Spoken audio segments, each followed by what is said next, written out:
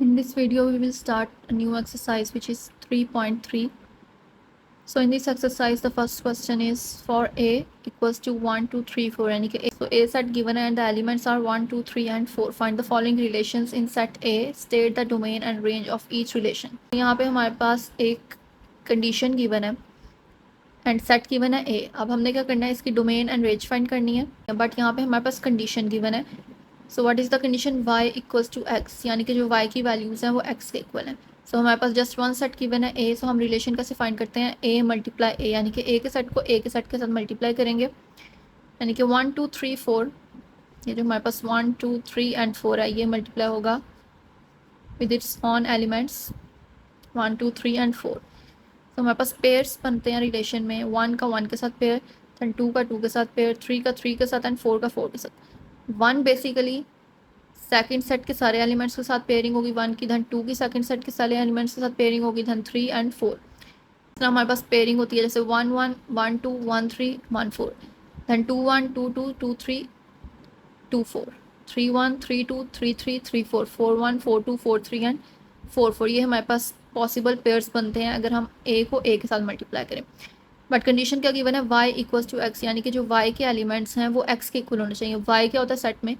The first element is x and the second element is y. सो हमारे पास condition given है जो y के एलिमेंट्स हैं वो x के इक्वल होने चाहिए. तो हमारे पास जितनी भी पेयरिंग होगी उसमें सिर्फ कौन से एलिमेंट्स, यानी कि y एंड x की वैल्यूज सेम होनी चाहिए. तो हमारे पास इनको मल्टीप्लाई करके जितने भी पेयर्स बनेंगे, जस्ट ये 4 वो पेयर्स हैं जो x एंड y जिसमें इक्वल है, यानी कि 1, 1, 2, 2, 3, 3 एंड 4, 4. सो हमने यहाँ पे लिख दिया रिलेशन अकॉर्डिंग टू कंडीशन. हमने ये 4 सेट्स यहाँ पे राइट कर लेने हैं. अब ये जो हमारे पास कंडीशन के अकॉर्डिंग हमने यहाँ पे रिलेशन लिख दिया, इसमें हमने डोमेन एंड रेंज फाइंड करनी है. डोमेन क्या होती है? All the first elements like 1, 2, 3 and 4, all the first elements of each set, यानी कि 1, 2, 3 and 4. And range is all the second elements of each set 1, 2, 3 and 4. सो यहाँ पे हमने डोमेन का एक सेट राइट कर दिया एंड एक रेंज का. Next one is x plus y equals to 5, यानी कि अगेन हमारे पास सेट एक ही है. हमारे पास every time a multiply a के साथ ही होगा, हमारे पास सेम पेयर्स आएंगे, बट हमारे पास कंडीशन डिफरेंट है. x plus y equals to 5, यानी कि जितनी भी पेयरिंग है उसमें x एंड y के एलिमेंट्स को अगर प्लस करें तो आंसर 5 है. हमने वो पेयर लिखना है. तो कौन कौन से एलिमेंट्स हैं? एक है 1 एंड 4, यानी कि 4 plus 1 equals to 5, 2 plus 3 equals to 5, 3 plus 2 equals to 5 and 4 plus 1 equals to 5. बाकी जितने एलिमेंट्स हमारे पास आएंगे, यानी कि अगर 1 को 3 के साथ करें तो 3 प्लस 1 4, तो ये हम यहाँ पे नहीं लिख सकते. दैन 1 को 4 के साथ करें तो वो हमने लिख दिया क्योंकि 5 के इक्वल होता है. 1 को 2 के साथ करें तो 2 प्लस 1 3, तो वो भी नहीं यहाँ पे आएगा. दैन 2 प्लस 1 3, वो भी नहीं आ सकता. 2 प्लस 2 4 होता है. दैन 2 प्लस 4 6 है. तो ये हमारे पास बाकी ये जितने एलिमेंट्स हैं सेट में वो यहाँ पे हम नहीं लिखेंगे. सो आप इसको डायरेक्ट इस तरह भी कर सकते हैं, या फिर फर्स्ट जब जैसे क्वेश्चन नंबर 1 में मैंने बताया कि a को a के साथ मल्टीप्लाई करके पहले सारे एलिमेंट्स लिख लें, दैन आप हर क्वेश्चन में उसको यहाँ पे अकॉर्डिंग टू उसके अंदर सब अकॉर्डिंग टू कंडीशन यहाँ पे सेट्स लिख सकते हैं. आप इस रिलेशन के according domain is 1, 2, 3, 4, all the first elements of each set and range is 4, 3, 2, 1. हम इसको असेंडिंग ऑर्डर में लिख देंगे 1, 2, 3, 4 अरेंज करके. So this is the range. Next condition is x plus y is less than 5, यानी कि हमने यहाँ पे क्या कंडीशन है कि हमने वो पेयर्स लिखने हैं जिसमें x एंड y की वैल्यू को प्लस करें तो आंसर लेस दैन 5 है. सो एक 1 प्लस 1 है, यानी कि 1 plus 1 2, 2 is less than 5, 1 plus 2 3, 3 is less than 5, 3 plus 1 4, 4 is less than 5, 2 plus 1 3, 3 is less than 5, then 2 plus 2 4, 4 is less than 5, 3 plus 1 4, 4 is less than 5. तो just ये हमारे पास एलिमेंट्स हैं according to condition, जिसको अगर हम सम करें x एंड y की values को तो आंसर लेस दैन 5 आता है. दैन इसमें अब हमारे पास डोमेन क्या है? 1, दैन 2 एंड 3. सो जो हमारे पास फर्स्ट एलिमेंट्स रिपीट हो रहे हैं उनको हमने जस्ट 1 टाइम लिखना है. 1 3 टाइम है बट हमने इसको 1 टाइम लिखना है. 1, 2 एंड 3. एंड रेंज क्या है? 1, 2, 3. नेक्स्ट में हमारे पास कंडीशन है x plus y is greater than 5, यानी कि x एंड y की वो वैल्यू जो ग्रेटर दैन 5 है.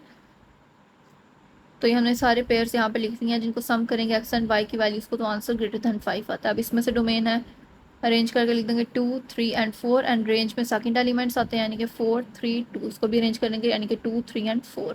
Next question number 2 is which of the following diagram represents functions end of which type. अब हमने सेट्स एंड फंक्शन चैप्टर का name है सेट्स तो पढ़ लिया, अब हमने फंक्शंस पढ़ने हैं. हमारे पास फंक्शंस की कुछ टाइप्स होती हैं. अब हम यहाँ पे देखेंगे हमारे पास कुछ डायग्राम्स की मैंने अब हमने बताना है कि कौन सा फंक्शन है। पहले बताना है कि फंक्शन है या नहीं, अगर है तो कौन सा फंक्शन है, फंक्शन की कौन सी टाइप है। सो यहाँ पे हमारे पास 1 2 एंड 3 फर्स्ट सेट के एलिमेंट्स हैं 1 2 एंड 3 एंड सेकंड सेट के एलिमेंट्स हैं A B C and D। अब यहाँ पे एरोस क्या गिवन है, जो फर्स्ट एलिमेंट है उसका रिलेशन A के साथ भी है एंड B के साथ भी है, देन सेकंड एलिमेंट का C के साथ है एंड थर्ड का D के साथ है, यानी कि फर्स्ट एलिमेंट का रिलेशन टू एलिमेंट्स के साथ है सेकंड सेट के, एंड सेकंड और थर्ड का 1 1 के साथ है। So it does not represent a function. Why? क्योंकि हमारे पास जो फर्स्ट सेट है उसका रिलेशन सिर्फ एक के साथ ही होना चाहिए, यानी कि मल्टीपल के साथ रिलेशन उसका ए के साथ अगर होता सिंगल रिलेशन तो तब हमारे पास ये फंक्शन था, but it does not represent a function because यहाँ पे जो फर्स्ट एलिमेंट है वो सेकंड सेट के 2 एलिमेंट्स के साथ उसका रिलेशन है। This is a condition of a function कि अगर हमारे पास कोई भी एक एलिमेंट है जिसके रिलेशन 2 एलिमेंट्स के साथ है तो वो हमारे पास फंक्शन नहीं है। नेक्स्ट डायग्राम में हमारे फर्स्ट सेट के फर्स्ट एलिमेंट का रिलेशन सेकंड सेट के फर्स्ट एलिमेंट के साथ है, देन सेकंड एलिमेंट का सेकंड एलिमेंट के साथ एंड थर्ड का थर्ड के साथ, यानी कि सिंगल एलिमेंट का सिंगल एलिमेंट के साथ रिलेशन है ईच सेट का। So it represents a function which is a bijective function. इसको कहते हैं बाइजेक्टिव फंक्शन, जिसमें हर एलिमेंट का सेकंड सेट के हर एलिमेंट के साथ रिलेशन हो बट सिंगल रिलेशन है। इसका फर्स्ट एलिमेंट का एक सेकंड सेट के फर्स्ट एलिमेंट के साथ रिलेशन है, इनके एक ही एलिमेंट के साथ रिलेशन है, तो इसको कहते हैं बाइजेक्टिव फंक्शन। देन थर्ड भी हमारे पास सेम है, फर्स्ट का फर्स्ट के साथ, सेकंड का सेकंड के साथ, थर्ड का थर्ड के साथ, यानी कि एक ही एलिमेंट का एक ही एलिमेंट के साथ है, तो it represents a function and is a bijective function.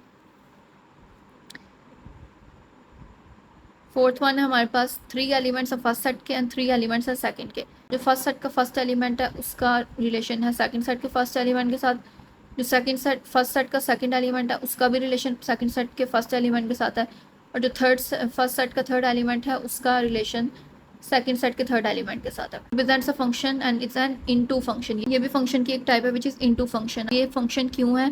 जो हमारे पास फर्स्ट डायग्राम थी उसमें जो फर्स्ट सेट का एलिमेंट था, हम इसको देखते हैं। फर्स्ट सेट के किसी भी एलिमेंट का रिलेशन सेकंड सेट के किसी भी एक से ज़्यादा एलिमेंट के साथ है तो तब वो फंक्शन नहीं होगा, बट यहाँ पे फर्स्ट सेट का हर एलिमेंट का रिलेशन है सेपरेटली, यानी कि देखें इसमें से एक एरो निकल रहा है, इसमें से एक एंड इसमें से separate arrow.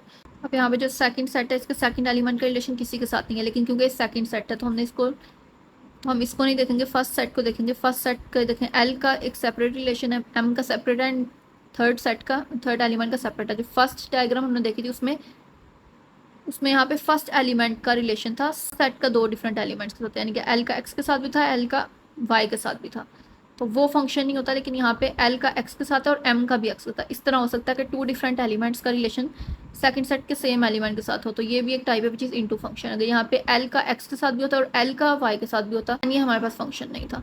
So this is a type of function which is an into function. So question number 3 is if g of x equals to 3x plus 2 and h of x equals to x square plus 1 then find g of 0। ये हमारे पास different parts हैं। एक equation given है, 2 equations given है हमारे पास, एक g of x का function given है, h of x का फंक्शन गिवन है। हमारे पास इक्वेशंस गिवन है, x की वैल्यू गिवन है, जैसे हमने x की वैल्यू पुट करके इस फंक्शन की वैल्यू फाइंड करनी है। फर्स्ट है हमारे पास g of 0। अब यहाँ पे क्योंकि x की वैल्यू है दैट मीन्स ये x की वैल्यू है, हमने जो पुट करनी है, जहाँ जहाँ पे x है इक्वेशन में वहाँ पे हमने x की वैल्यू पुट करनी है। हमने ये इक्वेशन लेनी है बिकॉज ये g का फंक्शन है, सो हमने 3x प्लस 2 ले लिया, जहाँ पर x है वहाँ पे 0 पुट कर देंगे, सिंपल 0 इंटू 3 0 0 प्लस 2 2।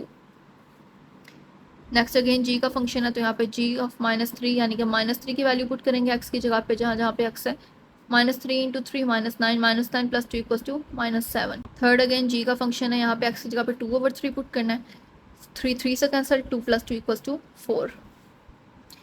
नेक्स्ट हमारे पास एज का फंक्शन है तो एज की इक्वेशन लिख लेंगे एक्स स्क्वायर प्लस 1, वैल्यू क्या है 1, एक्स की जगह पे 1 पुट करेंगे, 1 का square equals to 1, 1 plus 1 2, 1 plus 1 2। Next भी एज का फंक्शन है, एक्स की वैल्यू है -4, जहाँ जहाँ पे एक्स है वहाँ पे -4 पुट करेंगे, -4 का square equals to 16, 16 plus 1 17। Next again h का फंक्शन है, -1/2 वैल्यू पुट करेंगे एक्स की जगह पे, तो हमारे पास यहाँ पे इसका आंसर आएगा 5/4। Next is given that f of x equals to ax plus b plus 1 में a and b are constant numbers. अब यहाँ पे फंक्शन की वैल्यूज गिवन है, if f of 3 equals to 8 and f of 6 equals to 14 then find the values of a and b।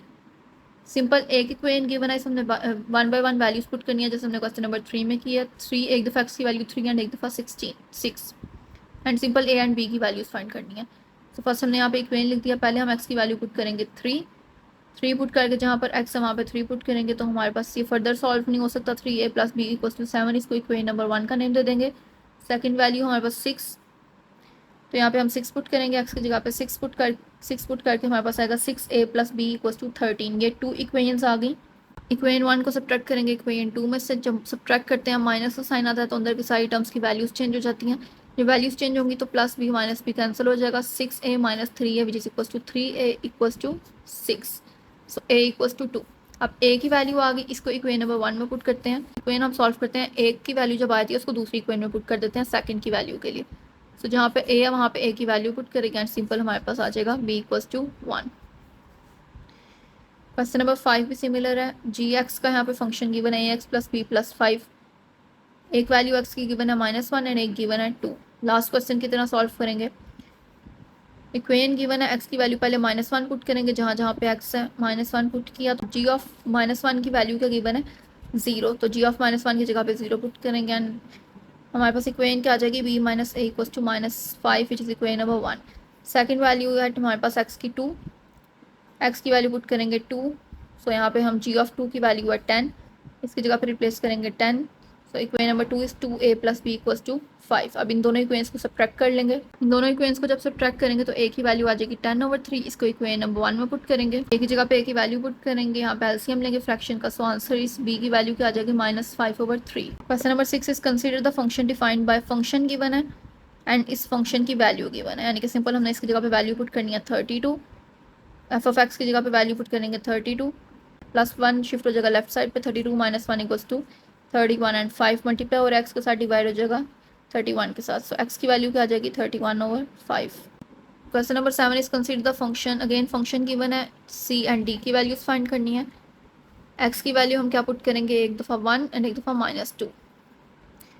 Function यहाँ पे हमने put किया, एक्स की वैल्यू 1 पुट की, एफ ऑफ 1 की वैल्यू भी गिवन है 6, यहाँ पे इसको रिप्लेस कर देंगे। Equation number 1 is c + d = 6, x की वैल्यू है -2 पुट करके हमारे पास आएगा 4c + d and F of -2 की वैल्यू है 10, तो यहाँ पे इक्वेशन नंबर 2 आ गई। बोथ इक्वेशंस को सब्ट्रैक्ट करेंगे, सब्ट्रैक्ट करके हमारे पास c की वैल्यू आ जाएगी 4/3, इसको इक्वेशन नंबर 1 में पुट कर देंगे। इक्वेशन नंबर 1 में पुट करके हमारे पास d की वैल्यू आ जाएगी 14/3। तो हमारे पास जितने भी क्वेश्चन हैं इक्वेशंस वाले सारे सिमिलर हैं, हमने जस्ट वैल्यूज़ को रिप्लेस करना है, सब्ट्रैक्ट करना है इक्वेशंस को, हमारे पास वैल्यूज़ आ जाएंगी जो भी कॉन्स्टेंट्स की गिवन है।